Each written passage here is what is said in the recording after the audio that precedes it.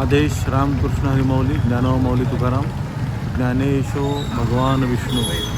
आज या ठिकाणी माऊलींचं मंदिर इथे तुम्हाला दिसतंय लाईटमध्ये. इथून तुम्ही बघा इथे या ठिकाणी ही जी लाईटिंग दिसते ना चटकणारी, इथे लाईट दिसते आपल्याला मागच्या बाजूला. हे माऊलींचं समाधी मंदिर आहे बरोबर. आणि तिथून आपल्याला हे इथे दुसरे ते पितळी गणपती मंदिर आहे बरोबर आहे.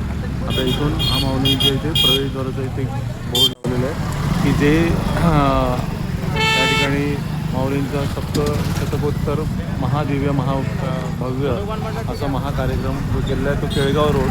आता हे कुठे आहे केळगाव रोड? तो बरोबर इथून समोर हा रोड गेला आहे 90 डिग्रीमध्ये. आणि बरोबर इथून चालत गेलं तर साधारणतः 8-9 मिनटाच्या अंतरावर आपल्याला बघा इथे आनंद मार्केट म्हणून दुकान आहे.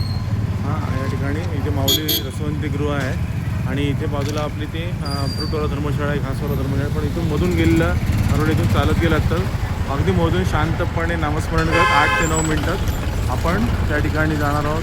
माऊलींच्या जे स्थान निर्माण केलेलं आहे म्हणजे जे पारायण आणि सर्व सप्ताह सोहळा 3 मे ते 10 मे चालणारा महासोहळा याचा आनंद लाभ आपण घेण्यासाठी तिथे पोहोचणार आहोत.